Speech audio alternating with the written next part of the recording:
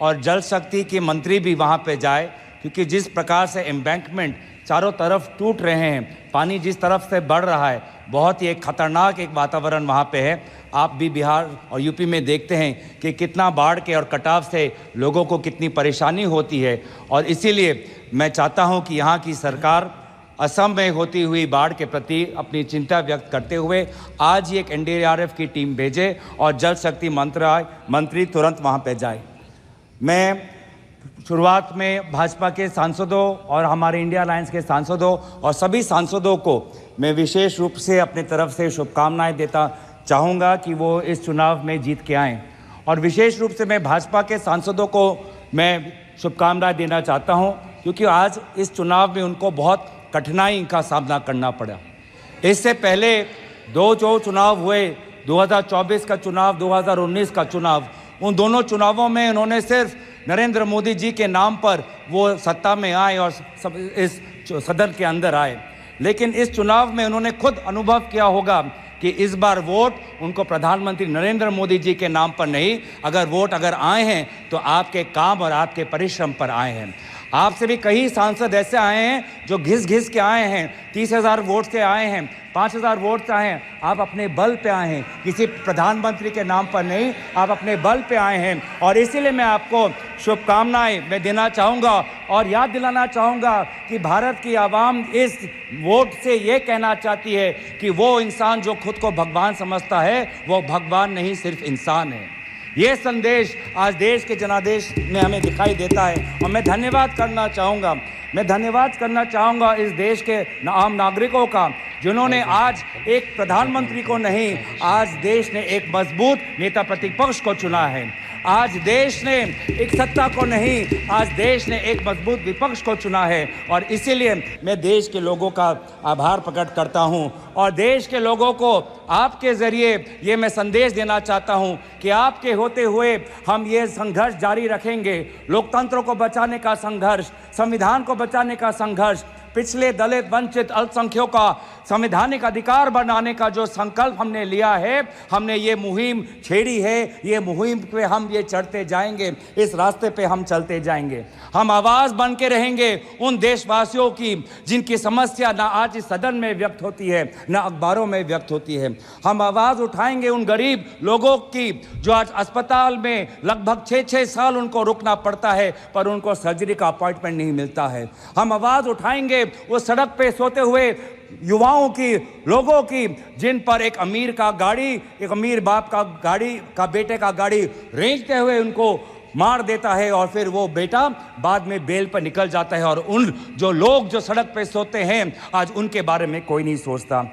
हम बात उठाएंगे उन छोटे दुकानदारों की जिनका दुकान, सालों का दुकान आज टूट जाता है जब एक मंदिर का विस्तार होता है। हम बात उठाएंगे उन बेरोजगार युवाओं की जो आज वीज़ा भटक के संघर्ष में आज वो कभी पनामा के रूट से अमेरिका में जाते हैं, कभी कनाडा जाते हैं, कभी यूरोप जाते हैं, कभी मिडिल ईस्ट जाते हैं। आज यूपी, हरियाणा, पंजाब, गुजरात का युवा आज उसको देश के अंदर नहीं, अगर रोजगार मिलता है तो विदेश में मिलता है। हम उनकी आवाज़ उठाएंगे। हम आवाज़ उठाएंगे उन बच्चों की जो आज रो रहे हैं, सालों की मेहनत आज उनका व्यर्थ हो गया है जब नीट का ये पेपर लीक हो गया है।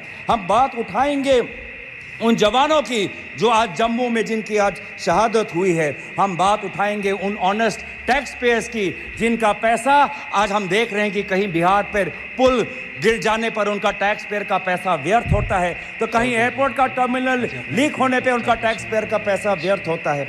पर हमें यह भी पता है कि प्रधानमंत्री मोदी जी अपना रवैया नहीं बदलेंगे।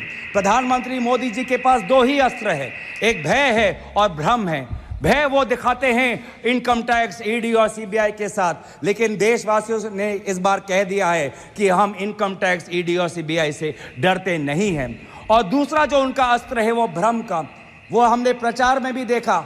बांसवाड़ा में उन्होंने क्या कहा, बांसकाठा में उन्होंने क्या कहा, और जिस प्रकार से प्रधानमंत्री मोदी जी के भ्रम को देशवासियों ने लोकसभा चुनाव में नकारा, उसी तरीके से आज भी आप राहुल गांधी जी के भाषण पर जो भ्रम फैलाने का कोशिश कर रहे हैं, उस कोशिश को भी देशवासी नकारेंगे। इसीलिए मैं देशवासियों के प्रति मैं बहुत आभार प्रकट करता हूं, क्योंकि देश बदल चुका है, सदन बदल चुका है। आज आप देख रहे हैं कि जब विपक्ष जब अपनी बात उठता है तो प्रधानमंत्री को भी, कैबिनेट को भी अध्यक्ष महोदय से संरक्षण मांगना होता है। मैंने ऐसा नजारा पिछले 10 साल में नहीं देखा कि नेता प्रतिपक्ष बोल रहा है, विपक्ष बोल रहा है और गृह मंत्री उठ के बोल रहे हैं कि हमें संरक्षण दो, हमें संरक्षण दो, हमें संरक्षण दो। ये है ताकत लोकतंत्र की, जहां पे सत्ता पक्ष हो, जहां पे विपक्ष हो। अगर आपके पास सत्ता है इसका मतलब ये नहीं कि आप सही हो, अगर हम विपक्ष में हैं इसका मतलब हम गलत है, ये इसका मतलब नहीं है। सत्ता पक्ष और विपक्ष लोगों की दो राय रखता है और फिर जनता जनार्दन निर्धारित करती है कि वो किसको राय को स्वीकारता है, चाहे वो सत्ता हो का विपक्ष को। और इसीलिए आज में देश बदल चुका है उत्तर पूर्वांचल से, जहां से आज मणिपुर के 2 सांसद हम जीत के आए हैं। नागालैंड में हम पिछले बार जब कांग्रेस पार्टी जीती थी तो वो 1996 में थी, अब आज दोबारा हम 2024 में जीत के आए हैं। मेघालय में इनके जो टूरा लोकसभा सीट हम जीत के आए हैं, वो पिछला सीट हम 1996-98 में हम जीते थे, आज दोबारा वो टूरा लोकसभा सीट हम जीत के आए हैं। आज एनडीए को उत्तर पूर्वांचल के लोगों ने नकारा है।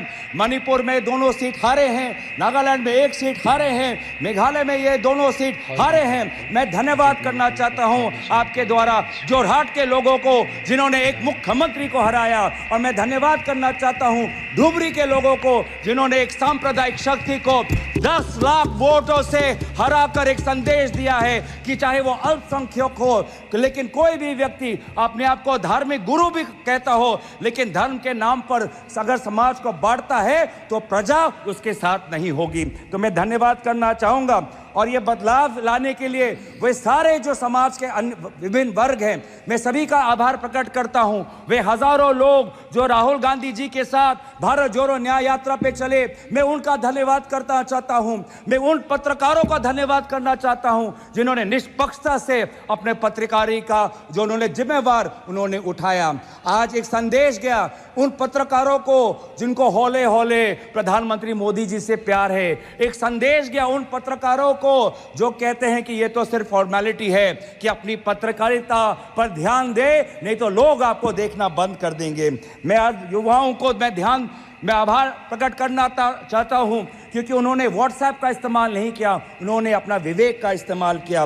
मैं उन सनातन धर्मों को मानने वाले लोगों का मैं आभार प्रकट करता हूं जिन्होंने आज नफरत और हिंसा पर नहीं, लेकिन धर्म जो हमें सिखाता है इंसानियत, चाहे हिंदू हो, चाहे मुस्लिम हो, चाहे ईसाई हो, चाहे सिख हो, हर धर्म हमें सिखाता है कि हम एक अच्छा इंसान बने। इंसानियत के आदर्शों को हमें सिखाता है, समाज एक आदर्श बने वो हमें सिखाता है। मैं अब गुजारिश करना चाहता हूं आपके द्वारा, मैं अंत में आ रहा हूं सर, लास्ट के मैं 2-3 चीज़ें बोलना चाहता हूं। मैं आपके द्वारा मैं गुजारिश करना चाहता हूं कि आप बार बार बात करते हैं कि हमने एक नया सदन बनाया, लेकिन क्या ये उचित नहीं होता कि चाहे पुराना सदन हो चाहे नया सदन हो, इन दोनों सदनों के सामने डॉक्टर भीमराव अंबेडकर की मूर्ति हमारे सदन के सामने होनी चाहिए थी? क्या ये उचित नहीं था?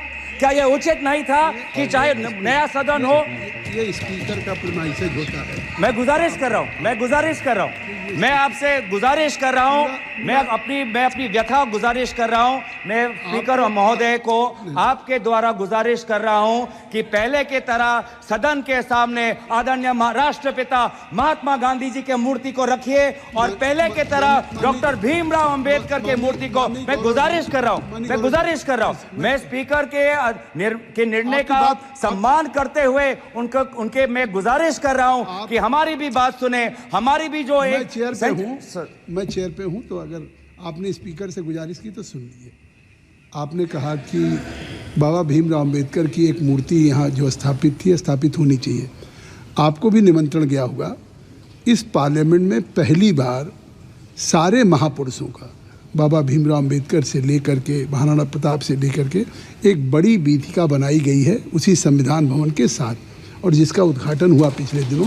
शायद आप जाएंगे तो आपको लगेगा कि एक पार्लियामेंट के अंदर एक ऐसी चीज़ हो गई कि कोई भी बाहर का डेलीगेशंस या हमारे खुद मेंबर ऑफ पार्लियामेंट या बाहर के लोग आएंगे तो उनको इस संविधान भवन, इस पार्लियामेंट के साथ साथ अपने देश के महापुरुषों को एक साथ सारी प्रतिमाओं को ढंग से रख करके पार्क बनाया गया है। धन्यवाद। अध्यक्ष सभापति महोदय, मैं बस गुजारिश कर रहा हूं आप हमारी भी बात रखने, आप सुनिए ठीक है। कि सदन के सामने अगर प्रेरणा स्थल बनाना भी हो तो सदन के सामने जहां पे उनका स्थान है, जहां पे उनके इतने सालों से जब डॉक्टर भीमराव अंबेडकर के मूर्ति को स्थापन करने के लिए एक पूरे देश में एक आंदोलन हुआ था, उस स्थान को एक वजह के से चुना गया था कि वो सदन के सामने हो। क्या ये उचित नहीं है? क्या ये हमारे गरिमा के अनुसार नहीं होना चाहिए कि सदन के सामने जिस हमारे भारतीय संविधान के निर्माता डॉक्टर भीमराव अंबेडकर और महात्मा गांधी जी हमारे सदन के सामने हो? तो मैं दोबारा आपसे गुजारिश करता हूं, हाथ जोड़ के मैं विनम्र आपसे अनुरोध करता हूं कि आप ये दोनों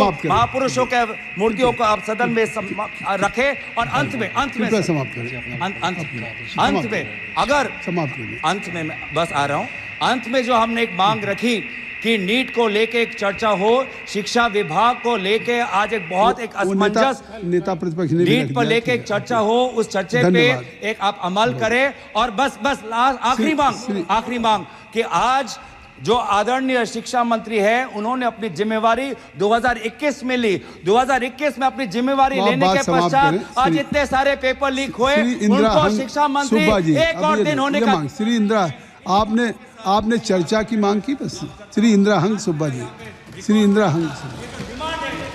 धन्यवाद सभापति जी। आज राष्ट्रपति जी की अभिभाषण पर धन्यवाद प्रस्ताव को समर्थन करने के लिए खड़ा हुआ हूं। सिक्किम के ओर से